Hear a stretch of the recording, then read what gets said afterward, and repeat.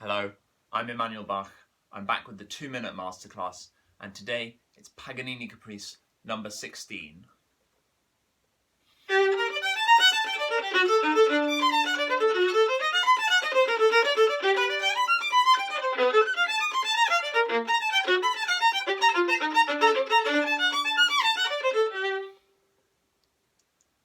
As with all of the Paganini Caprices, I think it's essential to try to understand this piece in terms of musical character and technical demands. And of course, each caprice has a character of sorts, and it usually makes a particular or sometimes several kinds of particular technical demands. And with this caprice, it's for a détaché, a varied, detached bow stroke with these essentially accents. They're actually forte markings.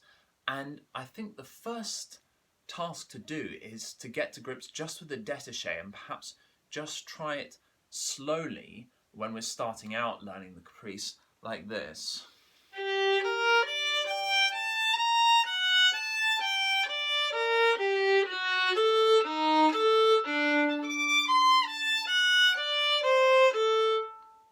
Really stroking the bow across the strings and really being alert to and engaged with all of the string crossings that go on and all of the movements that are necessary in the right wrist and the right arm, and just focusing on really opening and closing the arm, and then building in the fortes, these kinds of accents, and that is where the character of this caprice really comes into play. It's these fortes that give it this kind of wildness, a bit like a whirlwind, or even an element of furiousness to the caprice. And building those in at a slow speed is really essential, and we can make those fortes by using bow speed and also going into the string like this.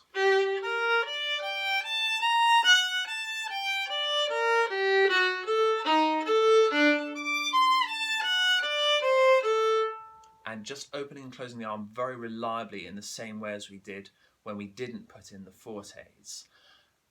As that part of the caprice is repeated, it's lovely if we can vary the character the second time, and I think it works to start slightly softer and offer a more romantic rendition, something like this.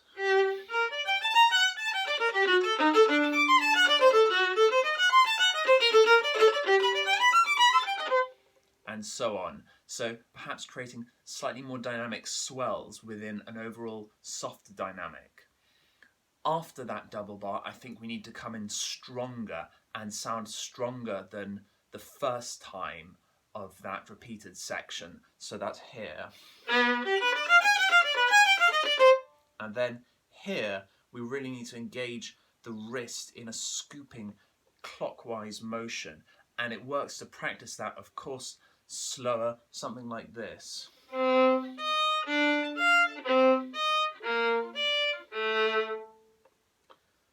A little bit later, it's a left-hand matter that we need to be thinking of, and that's here, and I'll show you slowly so that we see what's going on.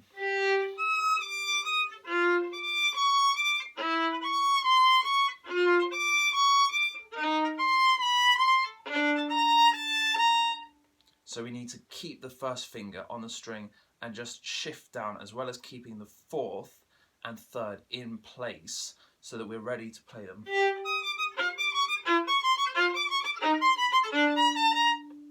And then in the next section, which is marked smorzando, we need to control the bow very, very carefully by just opening the right arm and making an impulse with the right arm and the wrist, like this.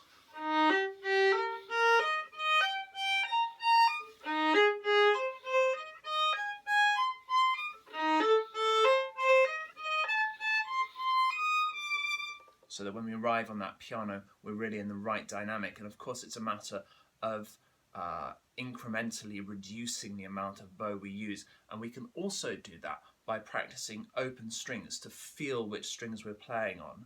So that's like this.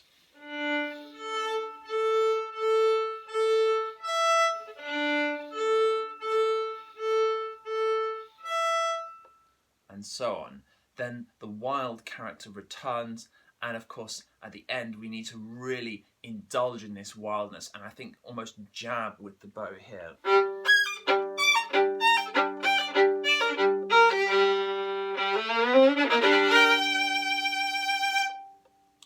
So that we really go into the string on those fortes, and we can add in, I think, 2 little détaché notes. It adds an even wilder element to this caprice, which is about wildness. And on the surface, while it seems somewhat irrational, there are, of course, rational patterns of accent which Paganini varies to give this furioso and kind of appassionato quality to the caprice. That's all for today.